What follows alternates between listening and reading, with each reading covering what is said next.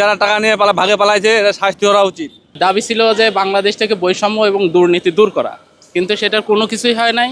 বরং আরও 90,000 কোটি টাকা পাচার হয়েছে। এখন এই সরকারের মানে করণীয় কি? এই সরকার কি করতেছে দেশের জন্য আমরা নিজেরা কিছুই বুঝতেছি না। 24-এর ঐতিহাসিক ছাত্র জনতার আন্দোলনের মাধ্যমে দীর্ঘদিনের ফ্যাসিস্ট হাসিনা সরকার পতনের পর দেশের রাজনৈতিক অঙ্গনে যেমন নাটকীয় পরিবর্তন এসেছে, তেমনি অর্থনৈতিক দিকেও দেখা যাচ্ছে কিছু চমকপ্রদ ইঙ্গিত।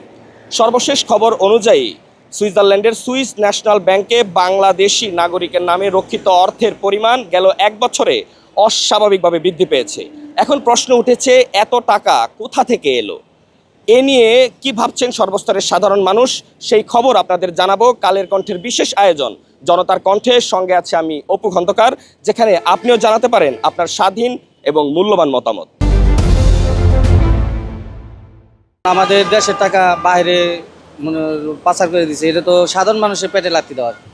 সাধারণ মানুষ চলতে ফিরতে অনেক কষ্ট, দেখা গেলো মধ্যবিত্ত মানুষ চলতে পারে না, আমাদের দেশের টাকা আরেক দেশে নিয়ে গেছে।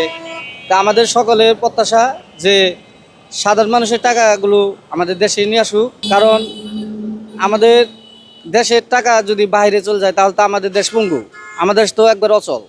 আমাদের দেশ এমনি দুনিয়ার দেখা গেলো ব্যাট বসিয়ে দিছে জিনিসের উপর, দেখা গেলো মানুষের সাধারণ মানুষ চলতে অনেক কষ্ট।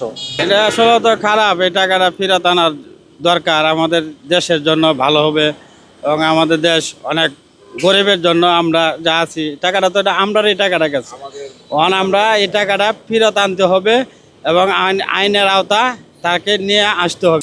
সব মশার বিরুদ্ধে সুরক্ষা দিতে এলো বসুন্ধরা এক্সট্রিম অ্যারোসল, মশার বিরুদ্ধে এক্সট্রিম সুরক্ষা। দাবি ছিল যে বাংলাদেশ থেকে বৈষম্য এবং দুর্নীতি দূর করা, কিন্তু সেটার কোনো কিছুই হয় নাই।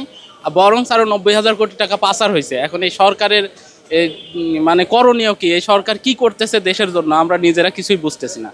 আমরা জনসাধারণ যেটা আকাঙ্ক্ষা করছিলাম সেটার কোনো কিছুই ফুলফিল হইতেছে না। এটা তো অনেক ক্ষতি হয়েছে, অনেক অন্যায় আর কি। এখন মনে করি এটা দ্রুত আমরা চাচ্ছি যে সরকার এটা আইনগত ব্যবস্থা দ্রুত করুক আর কি, আমরা এটা চাচ্ছি আর কি।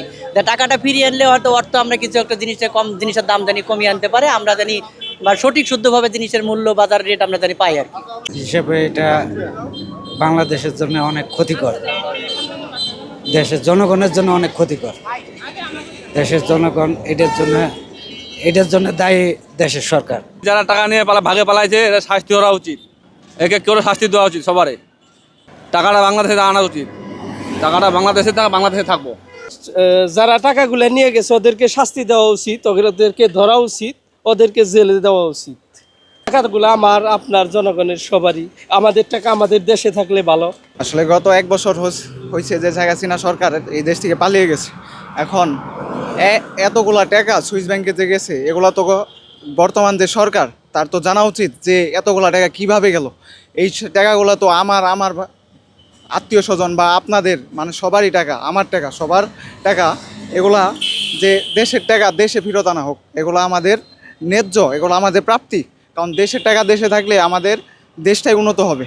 এখন আমরা যত দ্রুত সম্ভব যে সরকার আছে সেই সরকার জানি এই টাকাটা দেশে আনার ব্যবস্থা করে।